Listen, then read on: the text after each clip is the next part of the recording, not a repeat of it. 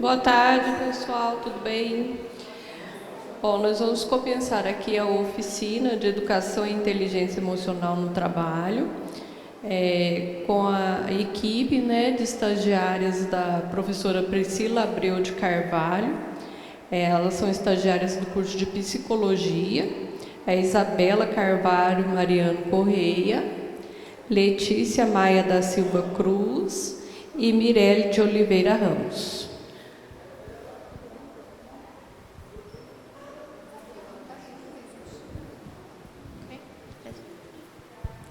A gente queria pedir, antes de tudo, para o senhor vir para frente, a senhora também, para vocês ficarem aqui até a terceira fileira, seria bem legal.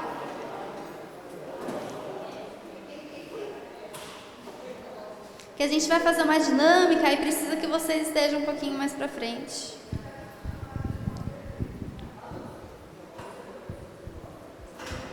Então, gente, como é pouquinha gente, eu queria que vocês se apresentassem, falassem o nome, o que vocês fazem aqui, pode ser? Começar aqui. Meu nome é Regiane, trabalho na PRGP, na Diretoria de Desenvolvimento de Pessoas, pessoal, eu nunca sei. E é isso. Meu nome é Maria Alice e eu trabalho na PRGP também. Lisiane, secretária da BIM. Sou Kátia, eu trabalho na Pró-Reitoria de Gestão de Pessoas, sou administrador de empresas. Eu sou o Valdívio, trabalho na PRGP e eu ajudo a cuidar das pessoas. Viviane, eu trabalho na PRPPG no setor financeiro. Eu sou a Yáscara, eu trabalho na Secretaria de Desenvolvimento Institucional da Unifei e sou gestora de projetos. Eu sou a Ana Paula, eu trabalho na PRG com acompanhamento de egressos. Meu nome é Cláudia e eu sou secretária da Diretoria de Relações Internacionais. Sou Patrícia, estou estagiária do DSQ.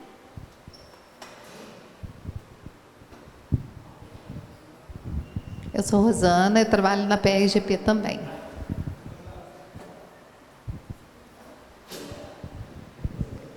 Bom, eu sou Felipe e trabalho na Secretaria de Desenvolvimento Institucional no momento. Obrigada, gente. Bom, como a gente colocou aqui, a gente veio falar sobre o tema que é inteligência emocional. Eu acho que vocês devem saber um pouco, o que é inteligência emocional, mas a própria palavra já fala. Inteligência emocional é você ter a inteligência e você usar as suas emoções a favor de você. É você saber lidar com os sentimentos, com as emoções dos outros e de você mesmo. Aí vocês vão me perguntar, por que a inteligência emocional é importante no trabalho? Tem um livro interessante aqui, eu vou até passar para vocês, se vocês quiserem ver, que ele fala bastante sobre inteligência emocional no trabalho, que é um tema bem amplo, A gente deu uma enxugada para trazer aqui para vocês. Mas ele é bem interessante.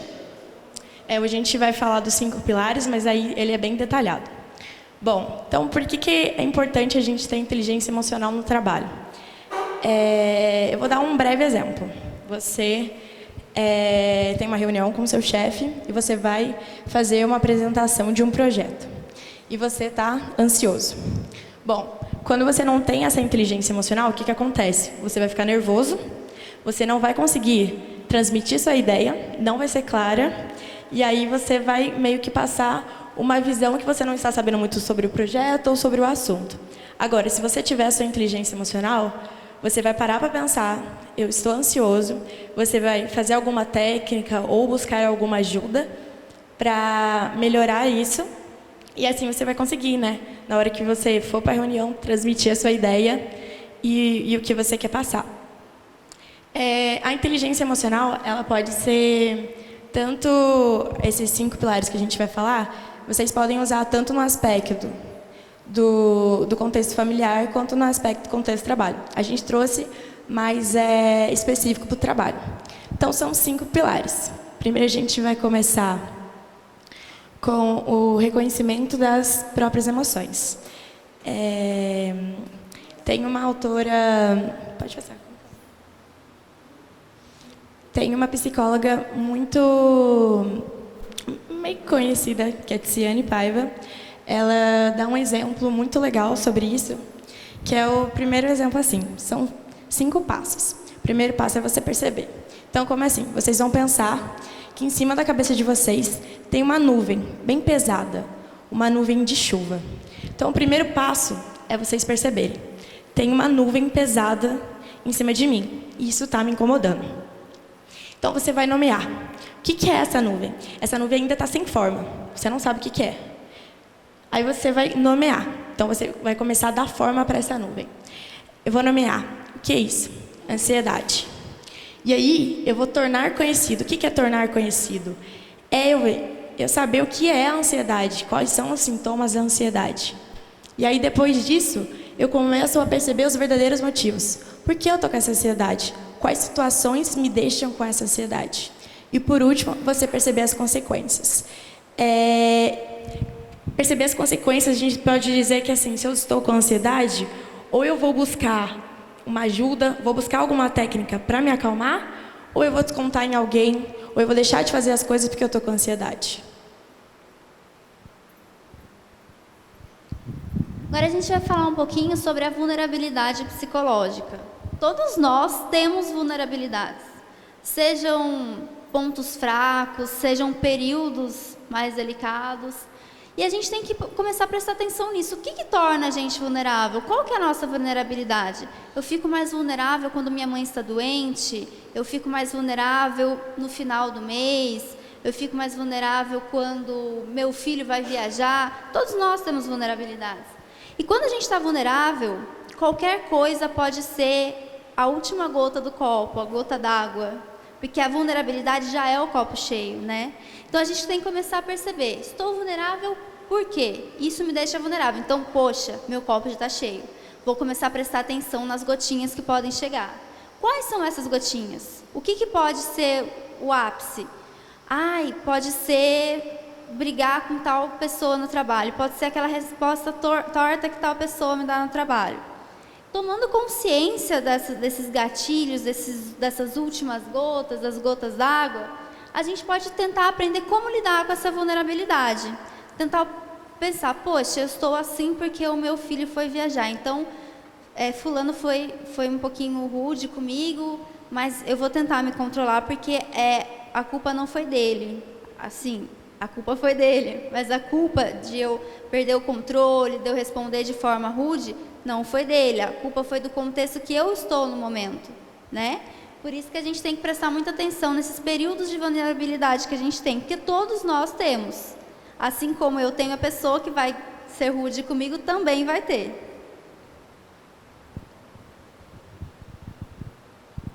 Gente, agora eu vou fazer uma dinâmica com vocês. Embaixo da cadeira de vocês tem um papelzinho, quero que vocês peguem ele. Tem uns que está mais fundo, tem uns que está mais na frente. O seu não tem. Tem até a terceira. Não, na outra ainda. Na outra. Essa é a última. Isso, obrigada. Todo mundo achou o papel? Gente, está na frente. Não sei se vocês vão querer participar. Não?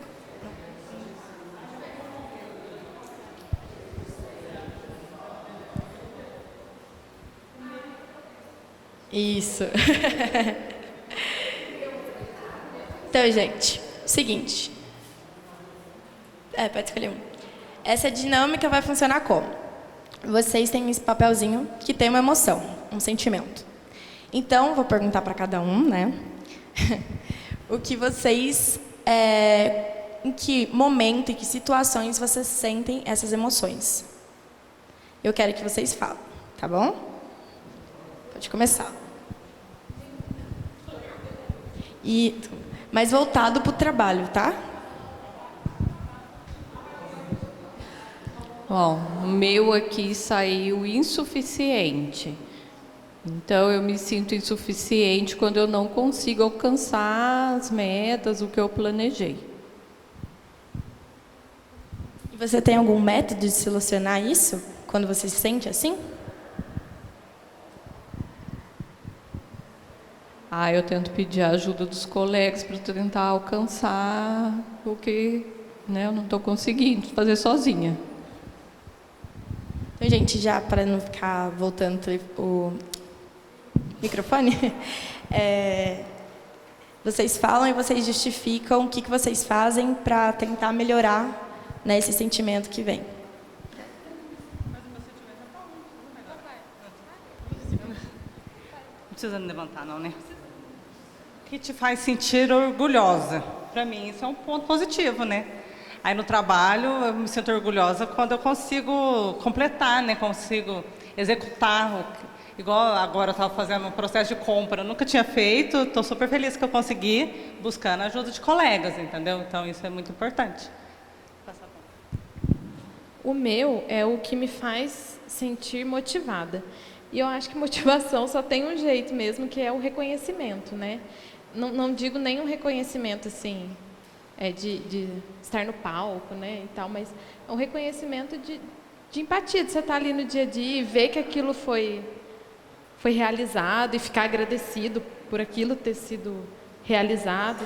Então, o meu, eu acho que é isso, motivado. E como é que eu faço para melhorar? Eu mesma me motivo.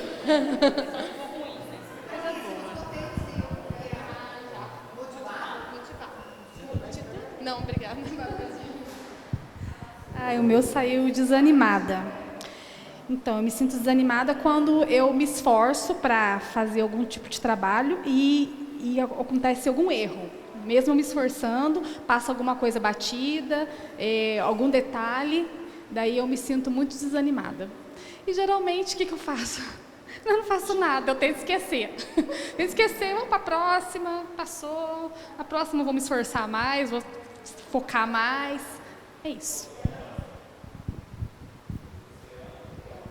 Eu peguei apoiada, ou apoiado. No meu caso, acho que seria quando eu tenho dificuldade em alguma coisa, assim, alguma tarefa, e alguém vem me ajudar. Se alguém vem me dar um suporte e me dar conselho de alguma coisa que eu tenha dificuldade, acho que seria isso. O meu saiu frustrado. Eu acho que é quando me pedem uma coisa e eu não consigo fazer do jeito que as pessoas pediram. Igual, por exemplo, a Yaskara vai lembrar, às vezes eles pediram para a gente fazer algumas coisas, aí eu ia apresentar e depois vinha várias coisas e eu percebi, eu acho que eu não fiz direito. Enfim, mas aí você resolve isso perguntando de novo e fazendo do jeito certo. Bom, o meu saiu desesperado. Não é uma coisa que eu já passei. Nunca cheguei a ficar desesperada aqui no serviço, porque eu acho que é uma atitude muito extrema, que só aconteceria em casos assim, se alguém morresse. Nunca passei por isso, mas se acontecesse de eu me descontrolar e ficar desesperada numa atitude extrema, eu acho que a primeira coisa é tomar uma água, se acalmar, pensar, tem solução? Tem. Vamos procurar a solução, vamos pedir ajuda, né? Sempre tem outro caminho, acho que não tem motivo para desesperar também não, porque tudo tem solução. O meu sentimento era encorajado. Eu acho que eu me sinto mais encorajada a continuar, mesmo quando posso estar meio desanimada. Acho que o que me encoraja é saber do impacto do meu trabalho na vida das pessoas, sejam dos usuários do meu serviço, ou sejam dos meus colegas de equipe, do meu setor, ou seja, de outros colegas da universidade com quem eu interajo. Então, acho que saber que o meu trabalho está ajudando a vida de alguém de algum modo, ou a instituição, é o que me encoraja. Bom, o meu aqui saiu satisfeito. Bom, satisfação no trabalho tem a ver com entrega, mas não uma entrega comum, cotidiana, porque essa já... ok, a gente já sabe fazer. Quando o trabalho é novo, quando o trabalho é mais difícil, a gente consegue se articular para entregar ele de uma forma que a chefia entenda que foi positivo, o cliente entenda que foi positivo, isso me deixa bem satisfeito, principalmente quando envolve alguma habilidade nova. Aí é bom. O que é banal, deixa para lá. O meu saiu insatisfeito. Eu acho que quando a gente não tem apoio no trabalho, não tem parceria, eu acho que isso é um ponto muito negativo. A gente fica muito insatisfeito. O serviço, às vezes, a gente fica sobrecarregado. Então, muitas vezes, a gente fica muito insatisfeito com isso. E o que eu faço, às vezes, para isso é conversar com o meu chefe, com o colega de trabalho, que às vezes pode me ajudar, e vai para frente. O meu é realizado. Eu acho que eu me sinto realizado quando eu consigo não só conduzir, mas motivar a minha equipe a realizar um bom trabalho. Aí o que eu faço? Primeiro eu tenho que me motivar primeiro, para depois motivá-los. Então, primeiro o processo começa por mim, para depois eu poder motivá-los. Boa tarde, meu nome é Vinícius, eu trabalho na SDI. O papel que eu peguei aqui é inspirado. O que me inspira dentro do meu trabalho? É buscar a excelência. É isso.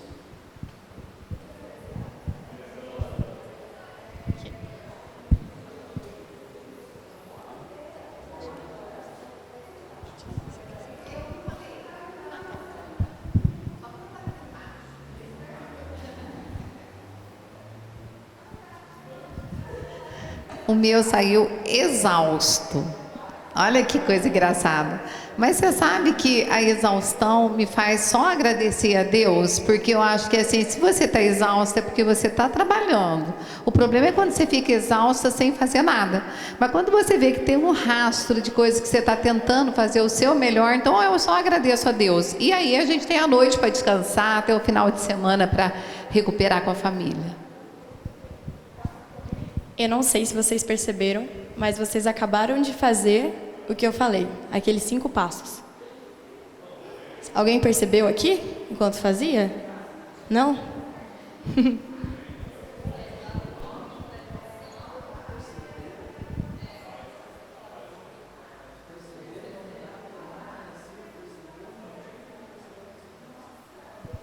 Eu achei interessante também, agora dando um link com as próximas partes da palestra, que surgiram coisas como apoio, contar com o outro, né, comunicação, automotivação e motivar os outros também.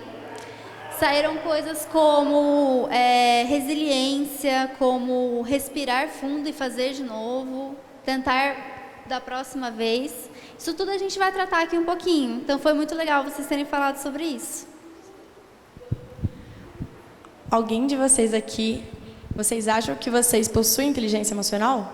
De 0 a 100, vocês acham que é quanto? Deixa eu ver. Vou ficar na média aí, 70.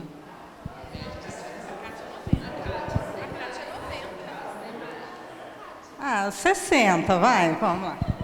Eu tô no 60 ali, gente. Quase. 70. Acho que a idade vai fazendo a gente ficando um pouquinho mais. Então, eu acho que eu estou 70. Acho que é o suficiente para não causar muitos problemas, né? Porque senão a gente causa muitos problemas. Talvez uns 80. Eu acho que também estou na turma dos 60, 65. Eu me considero uma pessoa muito calma, então eu acho que uns 80, mas talvez um pouquinho menos. Eu acho que eu tenho uns 80 também, mas eu não sou calma, não. Eu domo as minhas emoções. Bom, eu sou uma negação. Eu não sei nomear muitas vezes. Eu percebo a emoção, às vezes eu consigo perceber o que motiva, eu não sei dar nome. Então eu digo aí uns 40, 35%. Mas eu estou em progresso. Eu também acho uns 50%. Não saberia dizer. Se o meu colega de trabalho botou 30%, 40%, eu vou botar uns 20%. Não, eu botei um pouquinho menos, uns 20%. Como ele falou que ele...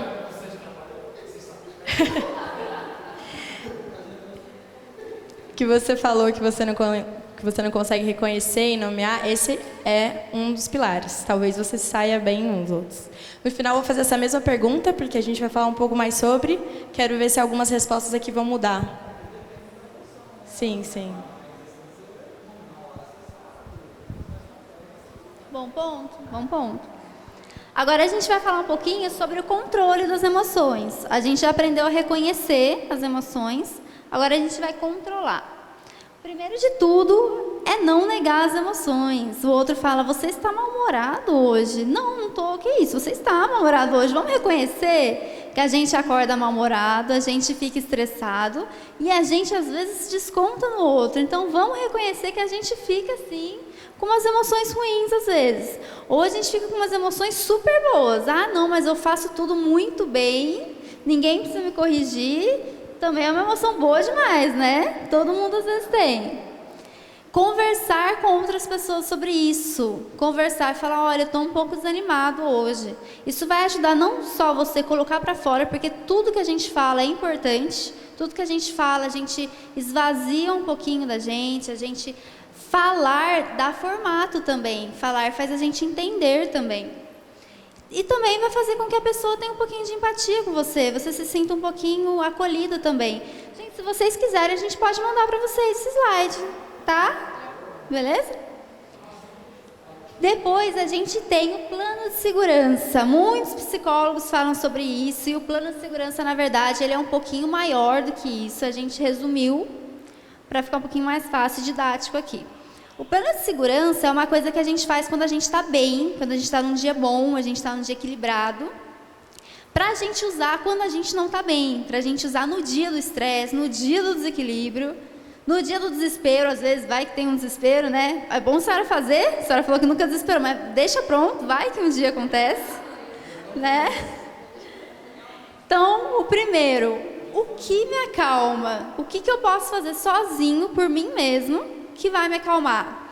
Assistir uma série específica, escutar uma música, uma banda específica, jogar algum jogo, jogar um esporte, conversar com alguém, sair para comer alguma coisa, às vezes comida, né? Com moderação, gente, por favor, sem compulsão alimentar. Às vezes uma comidinha ali relaxa a gente, né? Essas coisas que a gente pode fazer sozinhos. Outra coisa, quem me acalma? Com quem conversar me acalma? Ou às vezes nem conversar sobre o problema, mas às vezes sair para tomar um açaí com uma pessoa. Com quem é essa pessoa que vai me acalmar? É uma mãe? É um amigo? É um conhecido, às vezes, do trabalho, né? E essa pessoa você vai buscar ela no dia do desespero, no dia do desequilíbrio. E o último, quais são os meus motivos para continuar? Porque quando a gente está num momento ruim, num momento de desespero, num momento de que a gente fica, nossa, o que eu estou fazendo aqui? Não é o que eu queria. A gente fica meio assim, a gente esquece que teve um dia que a gente foi feliz. A gente esquece as coisas muito rápido. Então, tem pessoas que têm depressão muito profunda e tal, que até gravam vídeos falando para elas mesmas, sabe? Olha, estou num período bom, aconteceu isso, isso e isso, eu estou dando conta. E esse plano de segurança a gente pode escrever, pode ser uma coisa mais simples, falando, olha, quais meus motivos para continuar? Eu gosto de trabalhar quando eu faço tal coisa. Eu gosto de me relacionar com tais pessoas do trabalho. Eu gosto de descansar fazendo tal coisa. Quais são os motivos que vocês têm para viver? Isso também tem que estar no plano de segurança de vocês. E o último às vezes a gente precisa de ajuda profissional, seja um psicólogo, às vezes é bom também investigar outras áreas, às vezes está com uma vitamina baixa, que está dando um cansaço, um desinteresse, mas buscar, ou às vezes até um psiquiatra, né? Estou com problema para dormir. É importante saber que tem uma hora que você precisa de ajuda e reconhecer que tá tudo bem precisar de ajuda. Tem um mito muito grande sobre precisar de psicólogo, precisar de psiquiatra. A gente ouve muito isso. Nossa, mas que vergonha no psiquiatra. Gente, hoje em dia não tem mais isso não. Hoje em dia metade da população vai no psiquiatra. Então reconhecer que às vezes precisa de ajuda e que tá tudo bem. Tem gente que estuda para ajudar. Então vamos contar com a ajuda dessas pessoas, né? Sempre quando a gente começa, a gente vai dar alguma palestra, ainda mais para as crianças, né? Quando a gente fala que a gente é psicóloga, eles sempre falam assim: vocês mexem com loucos? Então sempre tem esse mito, né? Esse tabuzinho. As crianças falam muito sobre... É para aquelas crianças que não ficam paradas, que tem TD... Como é que chama mesmo? Elas ficam meio assim, que elas estão falando de TDAH ou autismo, né? E a gente tem que explicar que não é mais para isso. Então, ainda tem esse mito até entre as crianças, mas é bom a gente tirar esse mito em nós e nas crianças, no futuro, né? Bom, gente, ligado à fala da Letícia, né, sobre o plano de segurança, o autocuidado, ele é outro tópico muito importante para a gente conseguir alcançar a inteligência emocional de forma estável. Então, o primeiro ponto que a gente colocou é fazer as coisas que a gente gosta. Cada pessoa tem um hobby, então o ideal é a gente investir nesse hobby em prol do nosso bem-estar. Pode ser ler, pode ser escrever, pode ser sair com os amigos ou passar um tempo com a família, cada um sabe o que gosta. Então é muito importante a gente investir nisso para a gente se sentir bem. O segundo ponto, suprir necessidades. Todos nós temos necessidades e muitas vezes a gente deixa as necessidades de lado para fazer alguma coisa, vai deixando, como se diz, procrastinando. E não é ideal. Se a gente tem a necessidade de alguma coisa, como, por exemplo, ajuda psicológica ou qualquer tipo de ajuda profissional, ou até mesmo de coisas menores, como conversar com alguém, ou estou com necessidade de, sei lá, comprar sapatos novos. É bom a gente investir na gente, é ideal. Evitar gatilhos, a gente até falou disso agora há pouco, coisas que a gente sabe que vão gerar mal-estar na gente, que vão gerar algum sentimento ruim. Na medida do possível, o que está dentro do nosso controle, é a gente evitar esse tipo de coisa. Fazer pausas. A gente não é uma máquina, então a gente precisa, assim, de... quando a gente está fazendo alguma atividade, a gente tem uns 15 minutos para a gente respirar, tomar um ar, beber uma água, mexer um pouquinho no celular, senão até a produtividade abaixa um pouco, né? Cuidar do corpo, que é outra coisa essencial. O nosso psicológico, ele é muito baseado também no nosso organismo, na química do nosso organismo. Então, cuidar do corpo é muito importante, praticar exercício físico, ter uma boa alimentação, beber bastante água, isso tudo é muito importante. Manter a rotina. Por que é tão importante manter a rotina? Porque quando a gente tem horários específicos para fazer as coisas, a gente consegue ter um pouquinho mais de controle sobre o que a gente está fazendo, sobre o nosso dia a dia. Algumas coisas fogem do controle, mas com a rotina em dia a gente consegue controlar. Então, tem um horário para acordar, tem um horário para dormir, um horário para fazer cada coisa, ajuda muito. E, por último, ter uma rede de apoio, que são os nossos amigos, podem ser os nossos colegas de trabalho ou os amigos de fora, a nossa própria família, a gente sabe com quem a gente pode contar, até mesmo profissionais. E algumas práticas para acalmar essa ansiedade, né, que a gente tem, às vezes, no nosso dia a dia. As práticas Mindfulness são práticas que levam a gente até a atenção plena no momento presente, ou seja, a gente estar 100% focado no aqui e no agora, porque muitas vezes a nossa cabeça está lá no passado, remoendo alguma coisa que aconteceu, ou está lá no futuro, preocupado com o que a gente vai fazer amanhã, preocupado se a gente vai dar conta do que a gente tem que fazer. Então, essa prática ela serve para trazer a gente no aqui e no agora. A primeira que a gente trouxe é a respiração diafragmática. Eu gostaria de fazer com vocês, por favor. Sentem-se de um jeito que vocês estivessem bem relaxados, vocês estejam bem relaxados, com as mãos sobre a barriga. E aí eu gostaria que vocês inspirassem pelo nariz, contando até 4. Segurasse o ar, contando até 2. E soltar pela boca, contando até 6.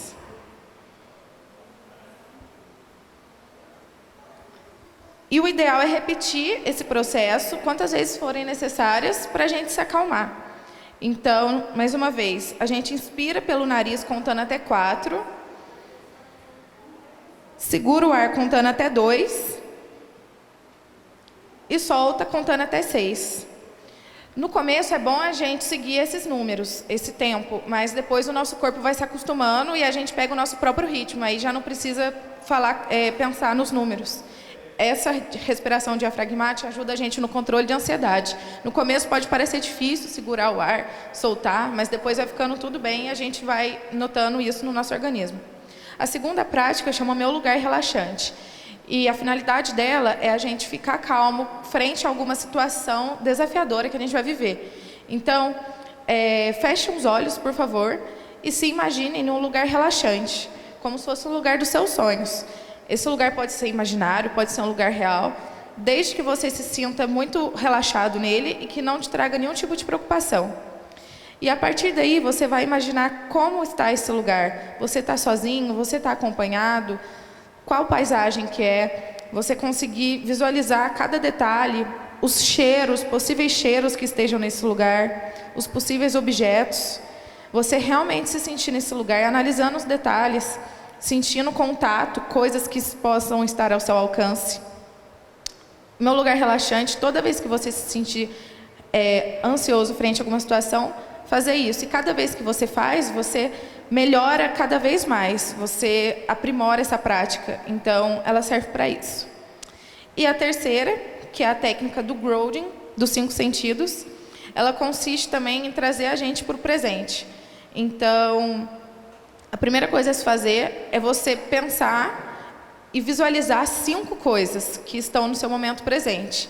Você vai nomear 5 coisas diferentes que você está vendo dentro da sua cabeça. A segunda é 4 coisas que você pode tocar. Você vai tocar em 4 coisas diferentes, 4 objetos de texturas diferentes. O terceiro ponto, você vai tentar ouvir 3 sons diferentes do seu ambiente atual. No nosso caso, tem o som do ventilador, tem o som da minha voz, tem o som de outras pessoas falando. Então, você focar nisso. Depois, você tentar sentir 2 cheiros diferentes presentes no ambiente. Pode ser o cheiro da sua pele, pode ser o cheiro de algum objeto que esteja no local. E, por último, tentar sentir um gosto de alguma coisa. Esse é mais difícil porque nem sempre tem comida, mas pode ser o gosto da sua própria boca, por exemplo. Você dá uma lambidinha.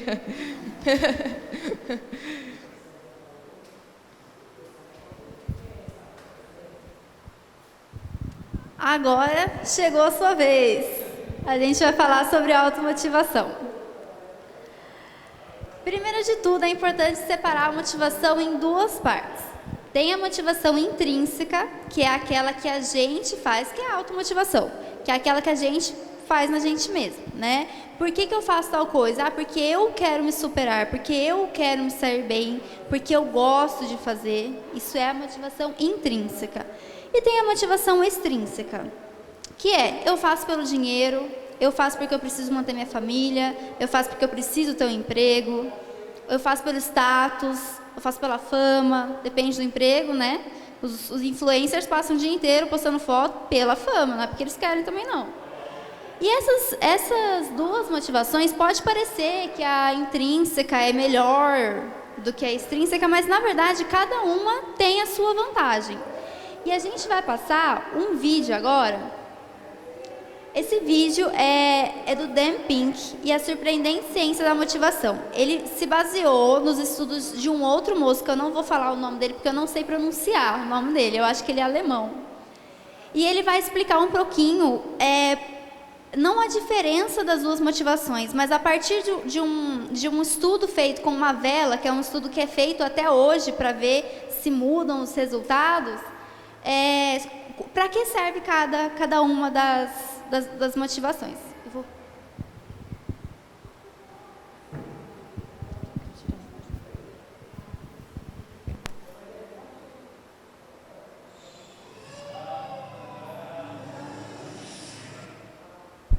Gente, é só um pedacinho, tá? Não são 18 minutos, não.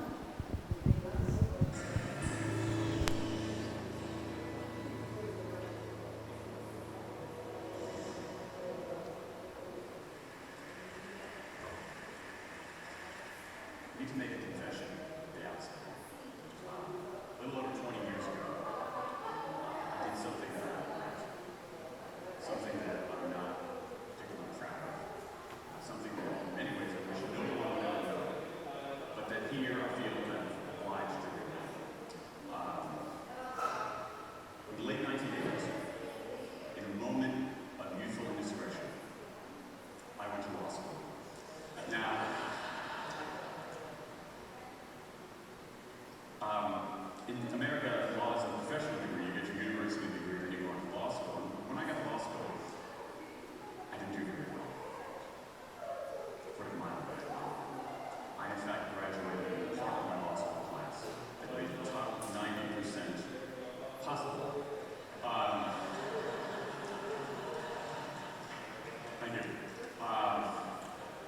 I never practiced law a day in my life.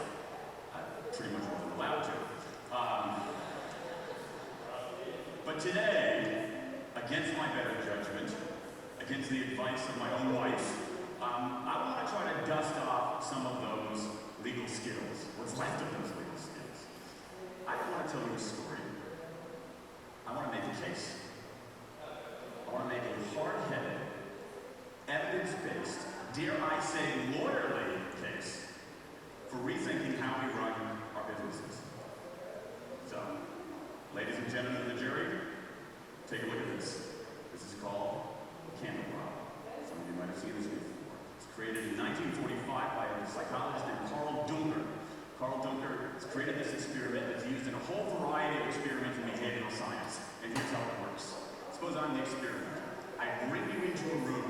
I give you a candle, some thumbtacks, and some matches. And I say to you, your job is to attach the candle to the wall so the wax doesn't drip onto the table. Now, what would you do? Many people begin trying to thumbtack the candle to the wall. Doesn't work.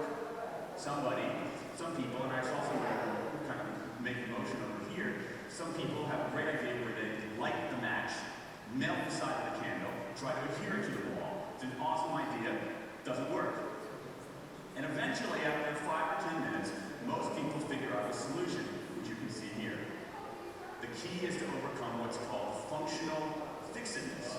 You look at that box and you see it only as a receptacle for the tacks, but it can also have this other function as a platform for the candle prop. Now, I want to tell you about an experiment using the candle prop done by a scientist named Sandy Luxford, who's now at Princeton University in the U.S. This shows the power of incentives. Here's what he did.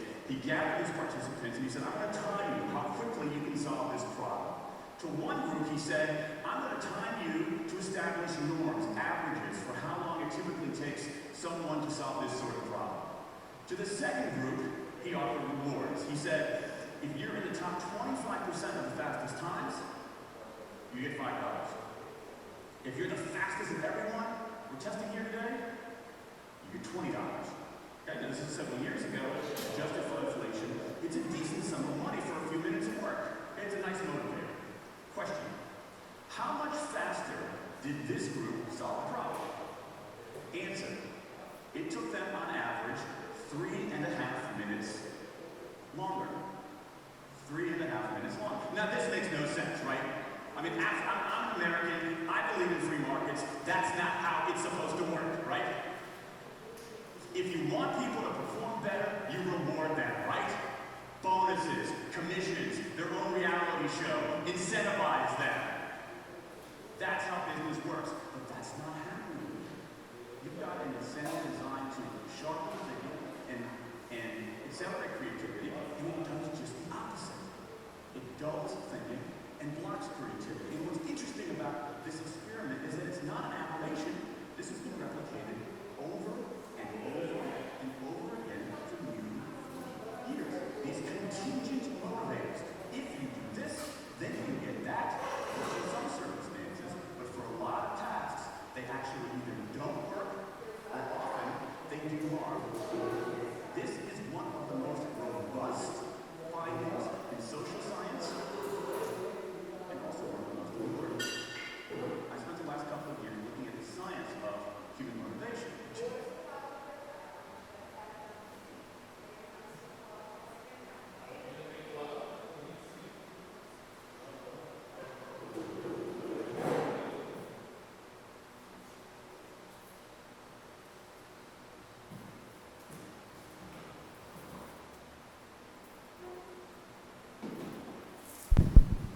Então, gente, o vídeo explica mais ou menos pra gente, mais ou menos não, explica muito bem pra gente, que a gente se sai melhor em tarefas difíceis quando a gente é motivado intrinsecamente, quando a gente é automotivado. Para tarefas fáceis, quando a gente é motivado por contingências externas, por dinheiro, tá ok, a gente vai até melhor. Mas quando a gente precisa de coisas difíceis, que exigem criatividade, exigem um maior interesse, aí a motivação interna é o que conta. Então é isso que cada uma delas precisa. Agora a gente vai falar uma coisa, e se o trabalho não motivar a gente? E se a gente estiver fazendo uma coisa que a gente não gosta, uma coisa que a gente nunca pensou em fazer, e de repente a gente caiu de paraquedas num lugar e vai ter que ser assim? Então, tem 5 coisas que a gente pode fazer. A primeira são pequenas atitudes. Eu trabalhei com uma mulher que ela detestava fazer planilhas no Excel. Ela não gostava de fazer. E ela ficava atormentada por fazer, e até que ela descobriu que ela gostava de fazer planilhas coloridas no Excel. Porque ela passava horas lá colocando a cor e ficava mais produtiva, ela fazia mais rápido, porque ela queria terminar logo para colocar as cores e ver como que ia ficar legal. Então ela transformou uma coisa que ela detestava numa coisa um pouquinho mais tranquila, um pouquinho mais divertida. Não que ela começou a adorar fazer planilha no Excel, mas ficou mais legal para ela, ficou mais relaxante, né?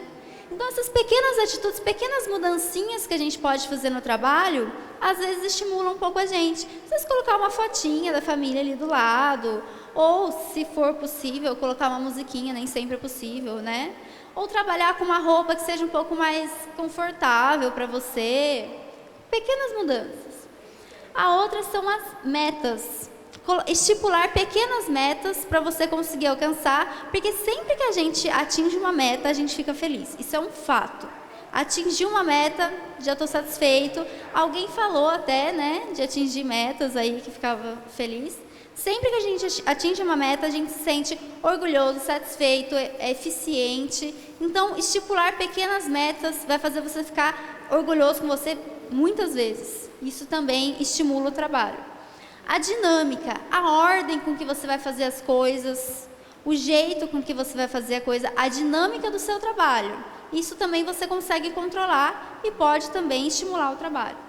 O ambiente. Tentar, esse ambiente é muito escuro, vou dar um jeito de clarear ele um pouco. Tem muitos estudos que falam sobre o calor. Pessoas que trabalham em ambientes muito quentes, ou não só trabalham, mas na verdade o estudo não é sobre trabalho. O estudo é sobre estresse e violência. Pessoas que ficam em calor, em situações de calor, elas tendem a ser mais violentas e mais estressadas enquanto estão no calor. Então, trabalhar no calor não é tão legal, porque provavelmente você vai dar uma respostinha torta pro colega, você vai ficar mais sem paciência, o computador vai travar, você vai querer dar um soco na tela. Então, tentar arejar o lugar, deixar o lugar mais iluminado, mais organizado, porque trabalhar quando as coisas estão bagunçadas também faz você sentir como se você estivesse perdido, né? E o convívio, gente, o convívio é o mais importante, porque você poder parar para tomar um cafezinho e fofocar ali com seu amigo é muito importante. Você poder contar com o seu amigo quando você está com uma dificuldade ali, o seu colega de trabalho, é muito importante. Então, a gente sempre fala, se o trabalho está muito ruim, vamos fazer amigos. Isso é o essencial. Gente, uma dica assim, que eu levo para a vida é o seguinte, todo mundo aqui, eu não sei se faz. Por exemplo, eu vou dormir, né? Dormi, acordei e já pensei o tanto de coisa que eu tenho que fazer no dia. Alguém aqui faz isso? Vocês já não, na hora que vocês vão fazer, vocês já não estão cansados de tanto que vocês pensaram que vocês iam fazer? Não tá? Então, você tentar pensar mais positivamente e tentar pensar menos nas coisas que você vai fazer, anotar, tentar se organizar, isso vai fazer tanto você se motivar para você colocar aquele, né, chequinho assim, conseguir fazer, que também você não fica tão cansado, que você pensa tanto no que você vai fazer, que na hora que você vai fazer, você fala assim, nossa, mas eu estou cansado, mas nem fiz de tanto que pensei. Agora, um outro pilar que a gente vai falar é sobre empatia, né? Primeiro de tudo, empatia versus simpatia. Alguém sabe falar a diferença? Alguém levanta a mãozinha, alguém arrisca? Gente, ninguém arrisca. Disseram que você sabe, não sabe? Então, vamos lá. A simpatia é quando você escuta o problema do outro e fala, nossa, por exemplo, gente, vou dar um exemplo péssimo, tá? Um exemplo pesadíssimo. Alguém perdeu um filho. Aí a pessoa escuta e fala, nossa, você perdeu um filho, sorte que você tem outros 2, né? Ah, gente, matou, né? Matou a mãe. Que isso? Aí você perdeu um emprego, logo você acha outro. Gente, matou. Isso é simpatia. Você é simpático, está sendo simpático, está ouvindo a pessoa, né? Está dando uma saída, simpaticíssimo. Mas isso não é empatia. Porque a simpatia vai fazer a pessoa se afastar de você. Nossa, eu não vou falar com aquela pessoa, a pessoa não entende o meu problema, a pessoa só fala coisas que não vão fazer sentido para mim. Mas a empatia não. A empatia você vai acolher a pessoa vai falar, perdi meu filho. Aí você vai falar, nossa, eu nem sei o que te falar, porque eu não consigo imaginar o tamanho da sua dor. Perdeu o emprego? Nossa, eu imagino que devia ser muito importante para você. Você gostava dele? Será que você está pronta para arrumar outro emprego? Você vai. Aí a gente entra aqui. Você não vai ver os problemas pelos olhos dos outros. Sabe por quê? A gente não tem os olhos dos outros. A gente não vai tirar o olho do outro e colocar na gente. O olho do outro é o olho do outro. O sentimento do outro é o sentimento do outro. Mas a gente vai sentir o outro através da gente, no caso, sentir o outro através de você. Que é, você vai encontrar em você alguma coisa que faz você se identificar com a pessoa. E se fosse o meu filho? Não tenho filhos, mas se eu tivesse, e se fosse o meu filho? E se fosse o meu emprego? E se fosse um emprego que eu gostasse muito? Isso você vai identificar em você para você conseguir entender o que o outro está sentindo. Isso é empatia, isso é acolhimento, isso é escuta. Simpatia a gente não precisa, gente. Ninguém precisa de simpatia. A gente precisa de empatia. E no ambiente de trabalho, você vê, às vezes a pessoa está super estressada, e você pensa assim, era só se organizar melhor. Ué, mas espera aí, por que ela não conseguiu se organizar melhor? Será que ela está sobrecarregada? Será que ela está com algum outro problema? Vou lá dar um acolhimento para ela, dar uma empatia, perguntar o que está acontecendo, escutar a explicação dela e não falar, era só isso, não. Nossa, isso é importante para você? Por que isso é importante para você? Será que eu posso fazer alguma coisa? Isso é empatia e isso vai aparecer de novo quando a gente entrar nos relacionamentos interpessoais. Então, gente, agora a gente vai fazer uma dinâmica, né? Eu quero que vocês falem, a gente colocou aqui. Primeiro vocês vão falar para vocês... para vocês não, falar para mim, né? Quando que vocês sentem... Eu quero que vocês falem acontecimentos reais, que já aconteceram com vocês. Quando que vocês sentiram que alguém teve empatia por vocês? E eu quero que vocês contem também quando vocês sentiram que vocês foram empáticos com as pessoas. Entendeu? Quando ela falou situações reais, gente, pode falar assim, foi quando fulano trouxe café para mim, entendeu? Pode ser bem específico, tá?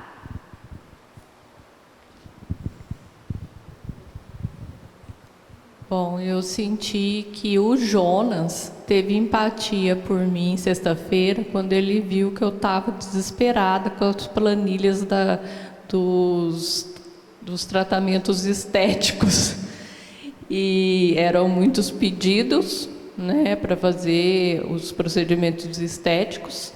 E ele falou se eu queria fazer junto com ele. E para mim foi ele que fez, na verdade, né? Então ele foi empático de ver que eu estava sobrecarregada ali, estava em cima da hora, né? E já era bem tarde.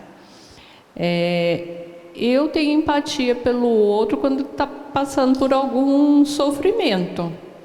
Eu já conversei com algumas pessoas assim que vieram conversar comigo para desabafar, para ter uma orientação, para acolhida mesmo. Bom, o outro tem empatia por mim, né? E, assim, no meu caso específico foi o Geraldo, né, da Casup. Ele foi muito empático comigo quando eu comecei a trabalhar com os processos de compra e tal. Alguns não ia dar tempo de serem feitos dentro do prazo, e como ele tem mais prática, ele acabou tomando a frente, fazendo e tal. E tendo super paciência de tudo que eu perguntava para ele também. Então, eu achei isso bem interessante. E eu tenho empatia pelo outro, porque assim, lá na biblioteca, muita gente procura para várias situações, entendeu? Não é só pela biblioteca. Pergunta onde que fica tal local, muita coisa. E eu tento ajudar até o fim. Qualquer coisa que ele me pergunta, é da PRG, é da PRPPG, mas eu estou buscando qual servidor que vai poder ajudar. Então, nesse caso, eu sou bem empática também. Valeu. Ai, gente, eu não lembrei de nada específico. Mas eu sinto que o outro tem empatia por mim. É esse caso mesmo, quando eu estou com uma dúvida, assim, ou não estou conseguindo resolver alguma coisa, e alguém te ajuda, mas te ajuda de verdade. Tem gente que quer meio ficar livre, né? Mas, não, você fala com fulano e tal. Mas tem gente que não, que vai lá, pega na mão e te ajuda mesmo. E eu acho que eu tenho empatia pelo outro também. É mais ou menos a mesma situação. Eu me importo em ajudar e fazer a pessoa ir até o fim, conseguir resolver o problema dela.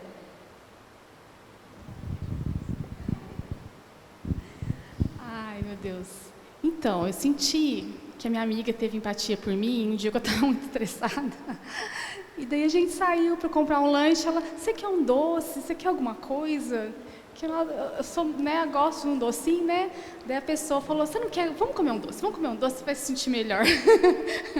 Então, assim, uma pessoa assim, quase não converso, só de vez em quando. Quase não come, né? E eu tenho empatia pelo outro quando eu vejo assim, já aconteceu já assim, de algumas colegas estarem muito atarefadas com muito serviço, e mesmo eu não sabendo fazer o que elas estavam fazendo, eu me ofereci para ajudar, né? Eu não sei se foi tão grande a minha ajuda assim, mas eu fiz o que eu podia, porque eu achei que poderia ajudar em alguma coisa, e acredito que eu consegui, né, aliviar um pouco. Nossa, eu também estou tentando pensar aqui, às vezes chega algumas coisas, mas é tudo muito parecido, que um ajudou o outro e tudo mais. Mas eu acho que, assim, eu sou uma pessoa muito... Eu ajudo mesmo, se for precisar de alguma coisa, se eu puder, eu ajudo. Por exemplo, uma coisa que eu ajudo muito, eu lido muito com um aluno estrangeiro e eles precisam de vários procedimentos, por exemplo, para visto. Isso daí é responsabilidade deles, mas a gente ajuda o máximo possível. Ou até mesmo aqui na Unifei, a gente faz de tudo para eles. E uma coisa, eu acho que ela nem vai lembrar, mas uma vez, vou colocar o nome, né? Maria Alice também uma vez me ajudou, eu desesperada, ela saindo de férias, à noite, 7 horas da noite, ela me respondendo mensagem porque eu tinha perdido um prazo. Enfim, no final deu certo.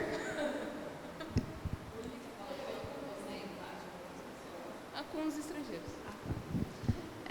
Eu vou lembrar um caso aqui muito específico, porque eu fiquei muito grata, e a pessoa já não está mais aqui para agradecer, infelizmente, o nosso amigo Carlos, que faleceu lá da mecânica, quando eu trabalhei no Instituto de Engenharia Mecânica com ele, há 10 anos atrás, eu estava fazendo faculdade na FEP, trabalhando, eu estava fazendo estágio, TCC, e a nossa colega Patrícia tirou licença maternidade e eu tive que cobrir o serviço dela. Então, assim, eu estava até a tampa de serviço e ele se ofereceu para revezar comigo nas tarefas do dia para me dar tempo de eu conseguir fazer meu TCC, de eu conseguir organizar minha vida e até para fazer meus lanches, porque eu estava colocando uma lista, já estava fazendo uma lista de 15 minutos, o que eu tinha que fazer naquele momento, porque o dia estava pequeno para tanta coisa.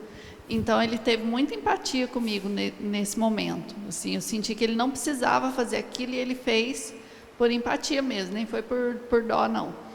E eu sinto que eu tenho empatia com as pessoas, principalmente em questão de perda. Quando alguém perde um parente, ou quando uma mãe retorna de licença maternidade no serviço, eu sinto a necessidade de chegar e falar, olha, você está bem? Você precisa de ajuda? Se precisar, eu estou ali, tá? Você fala que eu te ajudo. Então, assim, me colocar disponível para aquela pessoa que eu sei que está numa dificuldade. Bom, eu não lembro de nenhum caso específico, mas eu vou falar de maneira geral com foco no trabalho. Eu acho que as pessoas têm empatia por mim no trabalho quando elas recebem demandas que surgem no meu setor, e eles conseguem reconhecer a importância daquele trabalho e flexibilizar outras tantas atividades que eles já têm para também respeitar e atender as nossas demandas. Então, acho que nesse sentido eles são empáticos. Eu estou falando nesse contexto porque o meu setor que eu trabalha com vários outros setores da Unifei. Então, às vezes a gente... vamos dizer assim, passa serviço para os outros. Então, eu acho que quando as pessoas reconhecem que a importância do trabalho e arrumam um tempinho dentro da realidade deles para fazer isso, eu acho que é empático, porque eles poderiam simplesmente ignorar ou poderiam fazer mal feito, qualquer jeito. Então, eu acho isso legal, quando as pessoas conversam assim comigo sobre isso. E eu acho que eu tenho empatia pelos outros quando eu consigo perceber que a pessoa está numa situação muito difícil, psicológica, ou com a família, ou com amigos, enfim, situações complexas que são pessoais. E aí eu acho que eu tento dar uma segurada no trabalho para não sobrecarregar ainda mais aquela pessoa. Porque eu acho que nada justifica você, em nome do trabalho, ficar sobrecarregando a cabeça de alguém que já está muito envolvido em outras questões. Então, nesse sentido, eu acho que eu tento dar uma segurada e, bom, o trabalho fica para depois. Então, eu acho que é isso. Bom, só vou inverter um pouquinho aqui, ó. Eu tenho empatia pelo outro quando eu entendo que assim a empatia orgânica ela vem quando você reconhece no outro algo que você passou. Acho que só aí que você consegue ser realmente empático, porque senão você não vai nem ter o que falar. Aí você pode só oferecer um apoio, escutar e por aí vai. Então, assim, na situação de trabalho, o colega que estava aqui, o Vinícius, ele assumiu uma função que eu fazia, que é recenseamento institucional, e eu reconheci os mesmos problemas que ele passou, porque eu passei também quando eu assumi. Não sabia nada, teve que fazer treinamentos, e a gente, né, eu ajudei ele em todo o processo, assim como as pessoas também me ajudaram.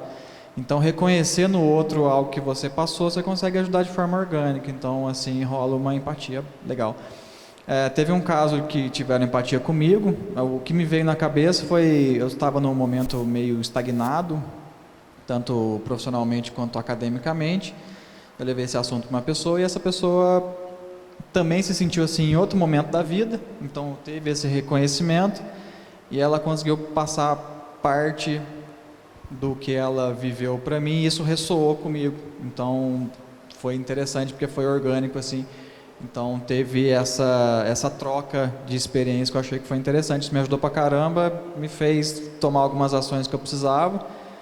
Mas foi por causa disso que ressoou, né? Então foi interessante. Então esses dois momentos aí. Uma coisa que a pessoa que está aqui, a Yaskra, que ela já trabalhou comigo, eu acho que quando ela tem empatia, assim, quando tem empatia, que ela era muito disposta a ajudar. Então, para mim, ela foi muito empática, que ela me ajudou. Assim, a gente precisava muitas vezes lá no setor. Ela sempre estava disposta a ajudar. Então, eu acho que isso eu considero muito empatia. E eu acho que quando eu tenho empatia, quando eu posso ajudar o outro, né? Apoiar o outro, talvez, no serviço, se a pessoa está muito atarefada. É isso. Eu vejo assim que o outro tem empatia por mim quando ele acaba numa determinada situação ouvindo aquilo que eu estou partilhando e ele não fica tentando trazer soluções ou julgando, né? E que às vezes naquele momento você só quer falar, né? Só quer tirar aquilo que está dentro de você para fora. Aí depois que você tirou para fora parece que alivia, né? Então a pessoa não fica naquela situação de às vezes tentar apresentar soluções, né? E eu vejo assim que eu acabo exercendo a empatia com o outro quando de repente é responsabilidade de alguém fazer determinadas coisas, mas em determinado ponto ali eu começo a ajudar a pessoa a fazer também, né? Então eu vejo que fazendo junto, sem perceber, um ajudou o outro, né? Eu que estava precisando daquela demanda da pessoa, né? Realizar aquela atividade, mas ao mesmo tempo construindo com ela, né? A gente, vamos dizer, produzir um resultado, né?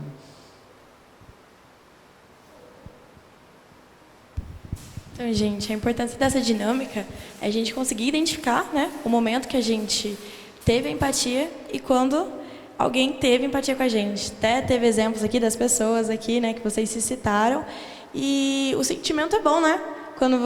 Tanto quando você é acolhida, né, quando alguém tem empatia com você, quanto também você ser empático com a pessoa. Então é importante sempre a gente estar pensando, né, em acolher e ser empático com a pessoa. Agora a gente entra no último pilar, que relacionamento interpessoal. Gente, falhou aqui a memória. Primeiro de tudo, para um relacionamento, a gente precisa saber se comunicar, né? E a comunicação adequada, ela parte de cinco premissas, 5 itens, cinco coisas importantes que a gente tem que observar na hora de se comunicar. Primeiro, contexto. Em qual contexto eu vou falar? Por exemplo, aqui a gente já tinha, eu até falei para a Kátia, a gente já tinha dado uma palestra parecida, mas era um grupo bem menor, eles estavam juntos há bastante tempo, ia ser uma roda de conversa, então era outro contexto. Então a gente fez toda a dinâmica que também, toda a palestra que também era sobre relacionamento interpessoal, mas adaptada para outro contexto, que é o contexto aqui, que é uma faculdade, totalmente diferente. A gente tinha feito, acho que era para uma prefeitura. Segundo, o canal. Como que eu vou passar a minha mensagem? Vai ser por escrito? Vai ser um e-mail? Vai ser um texto? Vai ser falado? Como que vai ser falado? Vai ser uma roda de conversa? Vai ser uma palestra? Vai ser uma palestra mais dinâmica? Como que vai ser falado? Qual que é a forma mais adequada de ser falada naquele contexto? Depois, o receptor. Quem é o meu receptor? O meu receptor, ele tem alguma base sobre o assunto? Ele vai ter algum conhecimento para linkar sobre o assunto? Ou eu vou ter que falar desde o começo, desde a base? Quem que é essa pessoa? Qual a linguagem que eu tenho que usar para essa pessoa me entender? É uma linguagem mais técnica? Ou é uma linguagem mais normal, mais simples? É uma linguagem formal ou é uma linguagem mais coloquial? Por exemplo, a gente dá muita palestra para adolescente. Quando a gente vai dar palestra para adolescente, a gente tem que usar gírias, a gente tem que usar exemplos do cotidiano adolescente. Agora, quando a gente vem dar palestra para vocês, aí já não tem gírias, não tem exemplos de adolescência, né? Já é outra coisa. A mensagem tem que ser clara, objetiva. Você não tem que ficar dando voltas e voltas para chegar num lugar só, porque senão a pessoa se perde. Não tem que ficar repetindo as coisas. E as interferências, tem que observar. Está tendo interferência do quê? Você está fazendo uma live, a internet está caindo? Não vai dar. Você está num lugar e tem muita gente falando junto? Não dá. A gente foi dar uma palestra outro dia numa escola, começou a chover, foi naquele dia que teve um chuvão. E a gente estava dando palestra num lugar que era telha. Gente, não deu para dar palestra. A gente parou a palestra no meio, porque não deu. A gente teve uma interferência aí que acabou, não teve como. E lembrar que a gente tem muita mania de falar assim, não, mas eu falei isso, ela entendeu o que ela quis. Não, uma comunicação adequada. Renata Frank, ela é uma especialista em comunicação organizacional. E ela tem uma palestra cujo nome da palestra é Comunicação não é o que eu falo, é o que o outro escuta. Então a gente não tem que focar tanto no que a gente fala, a gente tem que focar mais no que o outro vai escutar. Que já é uma responsabilidade a mais, mas é o que faz a relação ser eficaz. E ser um bom ouvinte, porque não adianta só falar, a gente tem que saber ouvir. Ser um bom ouvinte implica em estar presente. Quando você ouve, você tem que prestar atenção naquele momento. Não adianta você ouvir pensando, tirei a massa do forno, levei minha filha para a escola, será que eu tranquei minha filha no carro? Não, a gente tem que pensar, o que a pessoa está falando agora naquele momento? O que ela está precisando agora? Não interromper, deixa a pessoa falar até o final, deixa ela completar a ideia dela. Fazer perguntas, tem que deixar o que ela falou o mais claro possível, não pode deixar uma duvidazinha, porque senão você vai deduzir o que ela falou, já não é mais o que ela falou. Já é o que você entendeu, mas ela tentou falar para você. Então fazer perguntas também. E escutar o não dito, que vai um pouquinho da empatia. É prestar atenção naquilo que ela não falou, mas o jeito que ela falou, aquilo que talvez ficou incoerente. Por que ficou incoerente? Prestar atenção nessas falhinhas, porque essas falhinhas podem dizer alguma coisa. Será que ela passou esse serviço para mim? Mas por quê? Ela fica passando serviço? Não, peraí. Ela falou de um jeito, acho que ela está com medo de fazer isso e errar. Prestar atenção nesses detalhes que fazem uma relação ser também muito mais eficaz do que só falar, ela fica passando serviço para a gente, ela não sabe fazer nada. Não, talvez ela esteja com medo, vou fazer com ela.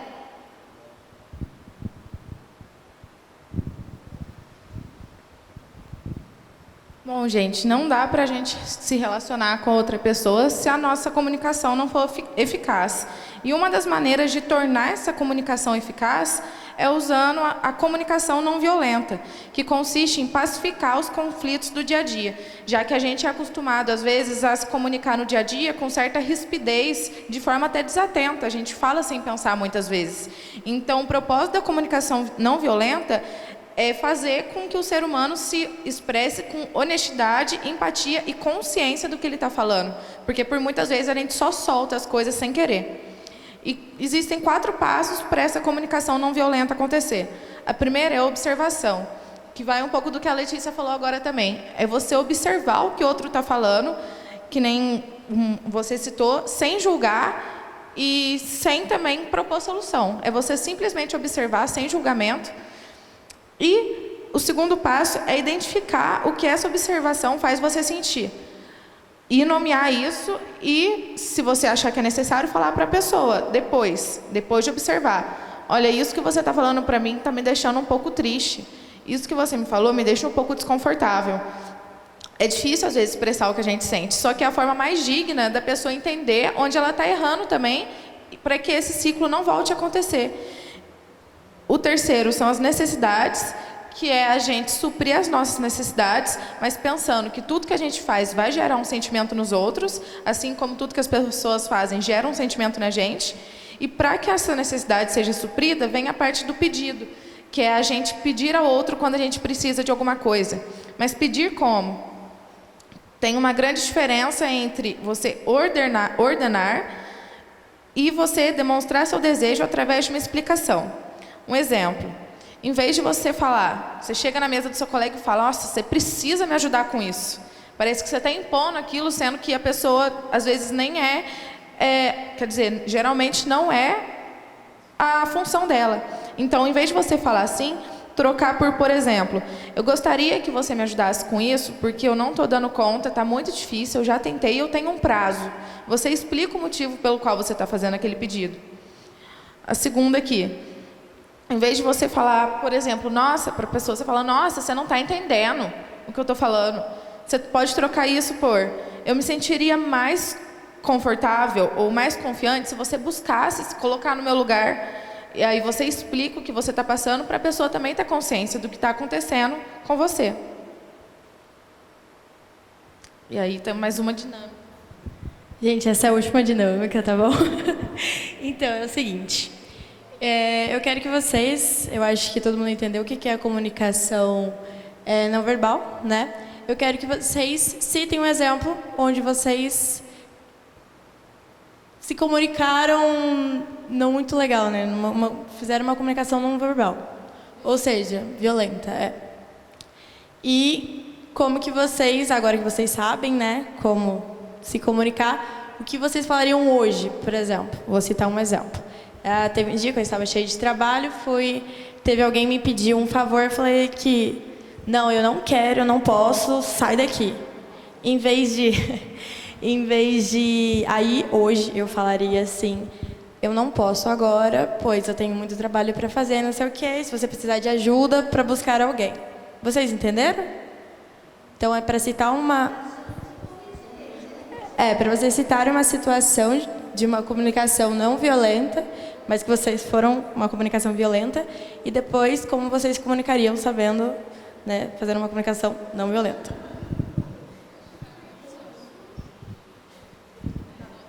Deixa eu pensar também. Eu sou a pessoa mais impulsiva do mundo, eu respondo na lata as coisas, então... às vezes não, quase sempre eu sou violenta na comunicação, mas não é por querer. Hoje mesmo, uma colega chegou e me perguntou, você tem um calendário de 2023 para você me emprestar, mas precisa ser um calendário impresso. Ela estava querendo aqueles calendários de mesa. Falei para ela, você não consegue ver no Google? Eu respondi assim, na lata. Aí depois eu pensei, puxa vida, né? Por que eu não ajudei ela? Por que eu não puxei no Google, não imprimi para ela? Porque ela queria circular a data de férias, é uma pessoa que tem mais dificuldade com o meio eletrônico. Aí depois eu pensei, entendeu? Mas passou batido, mas foi o momento que eu errei. Eu acho que às vezes comigo eu subentendo que a pessoa sabe do que eu estou falando.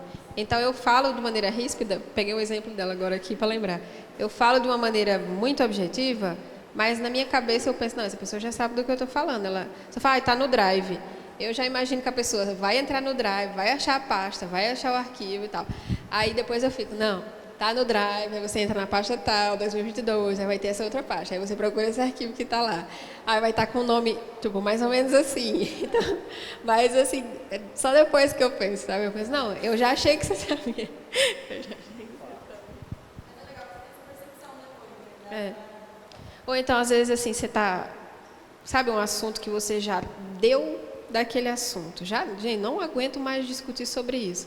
Aí vem uma pessoa, fala contigo daquele assunto. Você fala, olha, não sei, não quero saber, tenho raiva de quem sabe, pergunta para outra pessoa, aí depois você fica, não, eu vou lá, eu vou voltar lá e vou responder.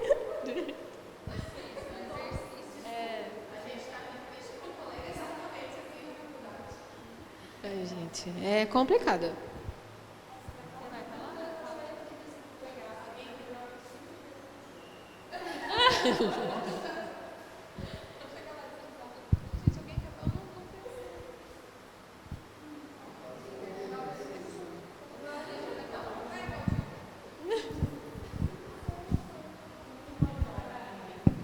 Não sei se isso poderia soar como uma comunicação violenta, né? Mas eu chamei a minha equipe para a gente discutir uma decisão que eu iria ter que tomar. Aí, de repente, na conversa, eu falei, gente, mas sou eu que tenho que decidir isso, né? Porque no momento em que eu estava ali tomando a decisão, recebendo aconselhamento deles, eles passaram a impor para mim a decisão deles. Aí chegou uma hora que, em vez de eu, vamos dizer assim, de eu acolher aquela situação e depois, no momento oportuno, responder, eu simplesmente respondi, mas sou eu que tenho que decidir, né? Ou seja, vocês não podem impor para mim aquilo que vocês querem, né? Eu posso me aconselhar com vocês, mas é eu que decido, né? Aí depois, numa conversa, uma outra reunião que eu tive com a minha equipe, eu percebi que aquilo que eu falei soou de uma forma diferente para eles, né? Então eles sentiram que eu não poderia, eles na verdade ter partilhado, que eu não poderia ter falado daquela forma, né? Que era eu que decido, né?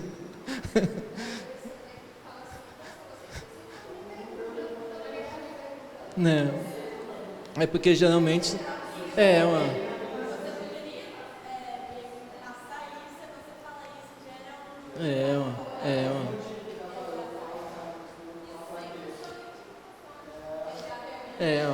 porque vamos imaginar assim, que você tem a equipe como se fossem seus conselheiros, né? Os seus conselheiros estão ali para te aconselhar, não para impor uma segunda decisão que você não quer, né? Aí você se sente meio acuado, né? Eu acho que o sentimento é esse, de a gente se sente acuado, né? É como se fosse para se defender, você acaba atacando, entre aspas.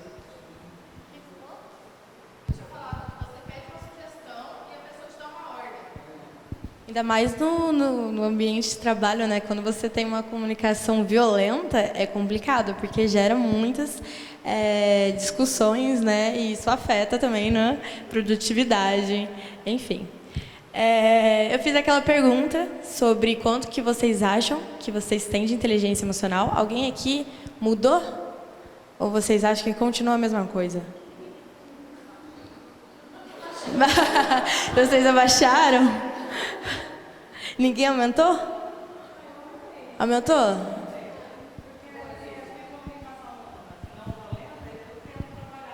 Sim. Aham.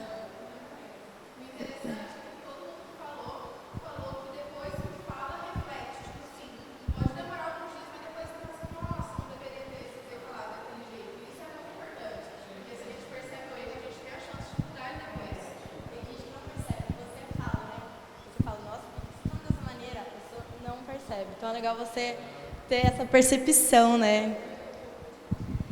Vocês perceberam as coisas que vocês não fazem, né? Mas vocês entenderam que vocês deveriam fazer? Sim? Vocês acham que vocês vão lembrar disso depois?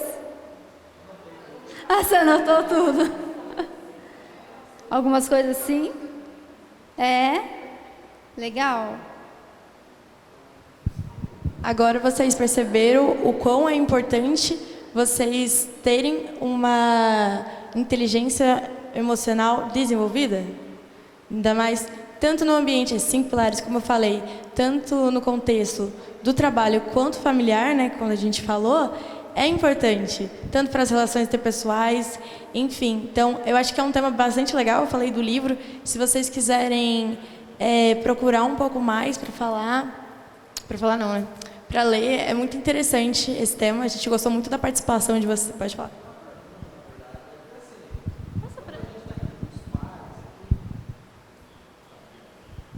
Na real é assim, a gente falando com pares, e pares entenda 2 pessoas que sabem desses conceitos, é algo até mais simples e mais fácil. Mas e como conversar com os ímpares? O cara que é uma porta em inteligência emocional, como eu, por exemplo, porque você está entendendo, o nível o nível é diferente de entendimento. Aí precisa, sei lá, alguma dica, alguma coisa, tipo ter paciência, não sei, você está entendendo o que eu estou querendo dizer?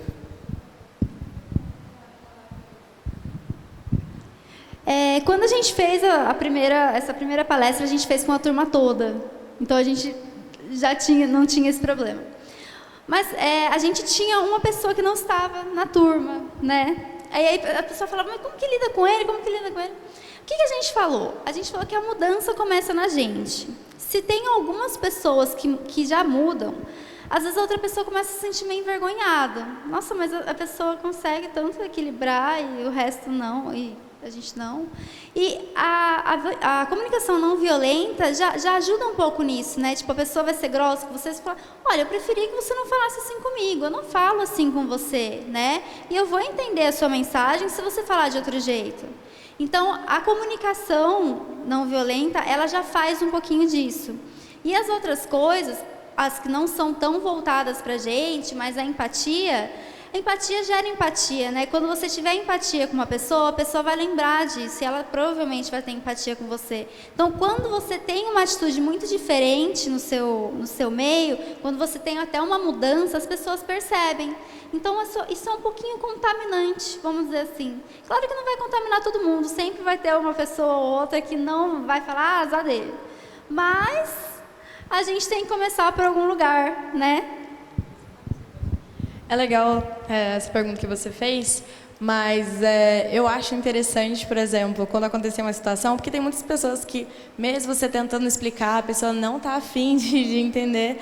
Eu acho que o importante mesmo é você tentar respirar, fazer alguma coisa, né? A gente ensinou essas técnicas, e falar, deixa, minha parte eu fiz, e fazer as coisas. Porque se você ficar remoendo e tentando convencer a pessoa de fazer, você não vai conseguir, entendeu? Tanto que na inteligência emocional, você tem a capacidade de lidar com as suas emoções e com as emoções das pessoas. Sim, nem sempre.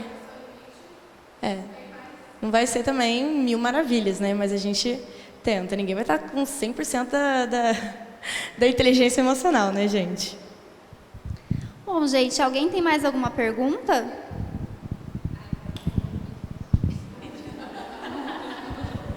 Ai, gente, essa pergunta é muito difícil, talvez vocês não vão ter uma resposta, mas espero que vocês tenham. Uma coisa que é muito difícil para mim é lidar com gatilhos no trabalho. Porque às vezes são gatilhos dos quais vocês colocaram ali em algum slide, evite gatilhos. Mas às vezes tem alguns gatilhos dos quais você não consegue evitar, são situações que você tem que lidar todos os dias, ou é alguém que você sabe que sempre é daquele jeito, e mesmo que, sei lá, você... daquele setor, daquele lugar, é uma pessoa que nunca recebe a informação, então, ou é uma situação, não necessariamente uma pessoa. Então, assim, tenho muita dificuldade de lidar com gatilhos no trabalho, e eu queria saber se existe alguma maneira de você, sabe, dar um jeito de você, pelo menos, tornar aquilo, assim, de uma maneira consciente, dizer, não... eu senti que isso aqui foi um gatilho para mim, e agora o que é que eu vou fazer isso? Eu não sei. Então, primeiro de tudo, você tem que entender por que aquilo é um gatilho para você. né? Por que é um gatilho? Aquilo te dá medo, aquilo te tira sua paciência, por quê, né? Tudo aquilo que tira a nossa paciência tem um motivo. A gente não fica só impaciente. A gente fica com medo, ou aquilo apareceu repetidas vezes na nossa vida, em todas as vezes deu alguma coisa ruim, eu fiz errado. Então, primeiro, entender por que é gatilho, né? E segundo, tentar aquelas técnicas que a gente falou, né? Respirar, tentar fazer algo compensatório, né? Nossa, eu tive esse gatilho hoje, mas espera aí. Toda vez que eu tiver esse gatilho, vou comer pizza à noite. Tentar associar ele com uma coisa boa, né? Tentar aliviar ele, porque realmente tem gatilhos que a gente não consegue fugir. Eles vão aparecer, alguém vai falar de política do seu lado, entendeu? Então, a gente tem que tentar fazer isso. O primeiro de tudo é entender, porque ele é um gatilho para você. Quando você entende, as coisas já ficam mais fáceis. Às vezes, igual eu falei, às vezes é um gatilho para você porque você já fez várias vezes e todas as vezes deram errado. Aí, quando você entende isso, você fala, não, peraí, mas pode ser que eu consiga fazer certo da próxima vez. Ou pode ser que é um gatilho porque te lembra alguma coisa ruim e fala, nossa, mas me lembra algo ruim, não está mais no meu presente essa coisa ruim, né? Me deixa ansioso, mas por que me deixa ansioso? A gente tem uma técnica até que a gente não falou aqui, que eu não lembro o nome da técnica, que é uma projeção. Você vai ver a situação, o gatilho no caso, ou ver o que te deixa ansioso, e você vai imaginar o pior cenário e o melhor cenário. E dentro do pior cenário, o que você faria para resolver? Quais seriam as suas saídas?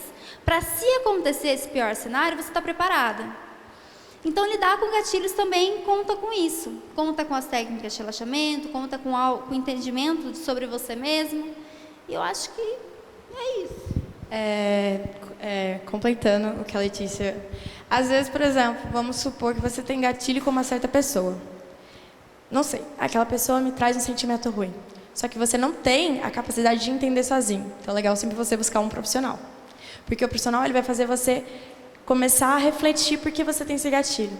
E tentar tratar isso. Porque muitas vezes, né, você pode sempre estar fazendo a técnica, mas não é o suficiente. Você ainda vai estar um pouco incomodado. Então, você buscar um profissional, tentar entender por que você sente isso e qual a maneira de você solucionar isso, eu acho que seria um pouco mais eficaz também, junto com as técnicas. Pode. Outra coisa, se o gatilho for relacionado a alguma outra pessoa, né? A gente aprendeu um pouco de comunicação não violenta. Então, talvez, por mais que seja difícil chegar na pessoa e falar para ela, às vezes a gente já está estressado, né? Então, buscar um momento que você não esteja estressado, mas fale com essa pessoa de uma forma... Talvez ela não entenda, mas pelo menos para você mostrar para ela que aquilo está te machucando, que aquilo está te incomodando, da forma de uma comunicação não violenta, no caso, né? Agora que a gente já sabe como que ela funciona. E a Isabela comentou sobre buscar a ajuda de um profissional, né? Quando a gente fala isso, o pessoal já pensa, terapia. Vou ter que pagar terapia toda semana, não tem dinheiro para pagar terapia toda semana. Mas, gente, na verdade, não é só isso, tá? A terapia não é aquele processo longo, necessariamente. A gente tem outras abordagens, por exemplo, esqueci o nome. Tem várias, tem aconselhamento, tem psicoterapia breve, era esse nome que eu estava tentando lembrar. A psicoterapia breve, ela vai trabalhar em um problema. Então, talvez, se você chegar lá e fizer 1, 2 sessões, você resolve esse problema, entendeu? Então, se você for uma psicóloga, sentar lá e falar assim, olha, eu quero resolver só isso. Eu não quero fazer terapia, eu quero resolver isso. A psicóloga vai falar, então a gente vai trabalhar só isso. Isso é outro tipo de terapia. Você não precisa ficar fazendo terapia por ano se você não sente necessidade. Claro, a gente acha que todo mundo precisa fazer, porque todo mundo tem problema. Mas, se você não quiser, você não precisa. Você pode sentar lá uma tarde e falar assim, olha, eu quero conversar sobre isso. Por que será que acontece isso comigo? Não precisa ser um tratamento muito longo. Pode ser só uma conversa, né? Conversar com os amigos também, às vezes, vai ajudar. Alguém que conhece bastante você. Alguém tem mais alguma pergunta? Gente, é isso. A gente colocou as referências, tá? Se vocês quiserem ver depois, a gente vai mandar o slide para vocês. Eu vou mandar para a Kátia. A Kátia manda para vocês. Aí tem as referências e eu não coloquei o livro da Isabela ali, mas eu posso colocar depois, tá? E é isso. Espero que vocês tenham gostado. Bom, eu gostaria de agradecer, né, Isabela, a Mirelle e a Letícia, né, por ter contribuído aqui com a gente na Semana do Servidor de 2022.